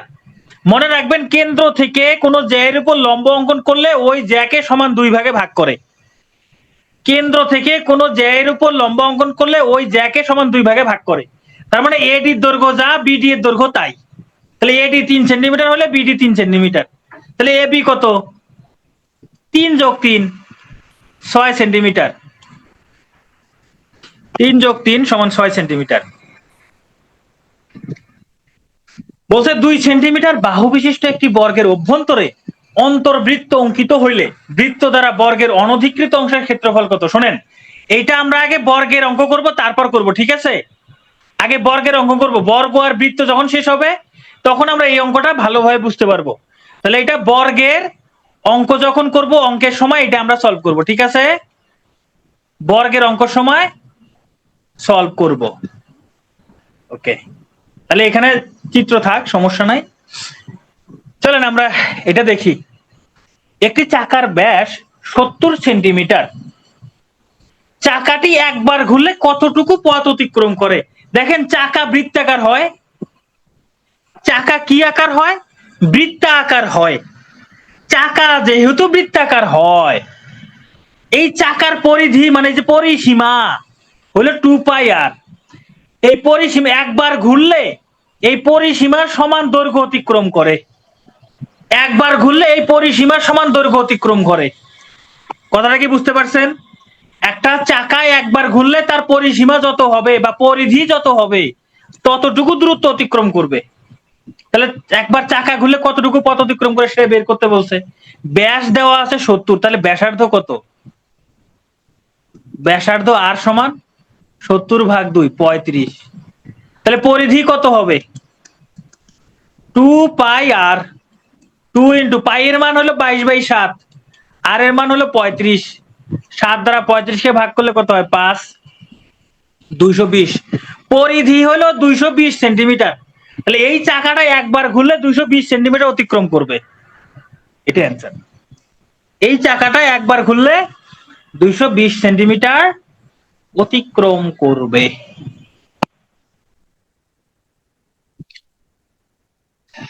একটি বৃত্তের পরিধি 132 সেন্টিমিটার, ক্ষেত্রফল 1386 বর্গ সেন্টিমিটার। বৃত্তটির ব্যাসার্ধ কত? আচ্ছা ব্যাসার্ধ যদি আর হয় তাহলে পরিধি কত হবে? 2πr হবে না? 2πr হবে। এখন দেখেন পরিধি 2πr, এখানে মান দেওয়া আছে কত? 132। তাহলে এটা সমান 132। এখান থেকে আর এর মান বের করব। আর সমান 132/2π। তাহলে এই যে 132/2 ইন্টু পাই এর মান হলো 22/7। এটা হিসাব করলে হবে উপরে 132, এই যে নিচে 7 উপরে গিয়ে গুণ হয়ে যাবে আর নিচে থাকবে 2 × 22। এখন হিসাব করেন 2 দ্বারা 132 কে ভাগ করলে 6 দুগুণে 12, 6 দুগুণে 12। 22 দ্বারা 66 কে ভাগ করলে হবে 3, 3 7 21। তাহলে ব্যাসার্ধ হবে 21। ভাই ক্ষেত্রফল তো ব্যবহার করলেন না ভাই, ক্ষেত্রফল লাগে নাই, ক্ষেত্রফল লাগে নাই ভাই রে। পাই এর মান 22/7 যেমন ভুল, পাই এর মান 3.1416 এটাও ভুল। ভাই এটা তো প্রকৃত মান না, এই জন্য ভুল। পাই এর মান বিশাল বড়, তবে ভুল হলে এটা দিয়ে অঙ্ক করেন, মার্কস পাবেন। বইয়ের মধ্যেও এটা দেওয়া আছে। ম্যাথের ভাষা এটা ভুল, বাংলাদেশের বইয়ের ভাষায় রাইট। আপনার যখন মন চায় আপনি চাইলে এখানেও পাই এর মান 3.1416 ব্যবহার করেন, অসুবিধা নাই। হিসাবটা কঠিন হয়ে যাবে। এখন আপনার মধ্যে এই বোধটুকু আসতে হবে যে আমার হিসাব করতে কখন দশমিক ব্যবহার করা সহজ হবে, কখন ভগ্নাংশ ব্যবহার করা সহজ হবে। সাধারণত হিসাবের ক্ষেত্রে দশমিকের তুলনায় ভগ্নাংশ ব্যবহার করাটাই সহজ। বৃত্তের ব্যাস 3 গুণ করলে ক্ষেত্রফল, এটা আমরা করলাম না? হ্যাঁ করছি। এটা চতুর্ভুজ। আচ্ছা আপনাদের একটা মজার কথা বলি, ধরেন আমি আমি বললাম, আমি কি বললাম, আমি দীর্ঘইকার দিছি, যাই হোক, বললাম যে আপনাদের এই ক্লাসে যে চতুর্ভুজ শেষ হলো না, আমি বললাম এটা আগামীকাল এক্সট্রা একটা ক্লাস নিব, ধরে নিলাম আমি এক্সট্রা একটা ক্লাস নিব। এতে করে আপনাদের কার কার কষ্ট হবে, কার কার মনে হবে যে আপনি কেন রুটিন চেঞ্জ করলেন না, কেন রুটিন ঠিক করলেন না, কেন রুটিনে এটা দিলেন না, এরকম সমস্যা কার কার হবে? যদি এরকম সমস্যা যার যার হবে তারা ক্লাসে থাকেন, তাদেরকে আমি চতুর্ভুজ পড়াই দিব। আর এরকম সমস্যা যার যার হবে না, আপনাদের তাহলে এক্সট্রা ক্লাস হবে। এখন কেউ যদি বলে যে কেন আপনি রুটিন এটা ঠিক করলেন না, আরে ভাই একটা টপিক আমি অন্য টপিকের সাথে পড়াই দিব, ভাই রুটিনের কি দরকার আছে? আপনি টেলিগ্রাম গ্রুপের নোটিশ দেখেন না? আপনার টেলিগ্রাম গ্রুপে ঢুকে মেসেজ যদি করতে পারেন যে আপনি রুটিন ঠিক করেন নাই, রুটিনে এটা নাই, রুটিনে ওটা নাই, এ নাই সে নাই, 3 মাস পর রুটিনে ক্লাস শেষ হবে কেন? 10 দিন পর রুটিনের একটা পরীক্ষা নাই, আগে দেখেন না 10 দিন পর আপনার সেই পরীক্ষাটা হয় কিনা। এতটুকু ধৈর্য তো আপনারা ধরে রাখতে পারেন।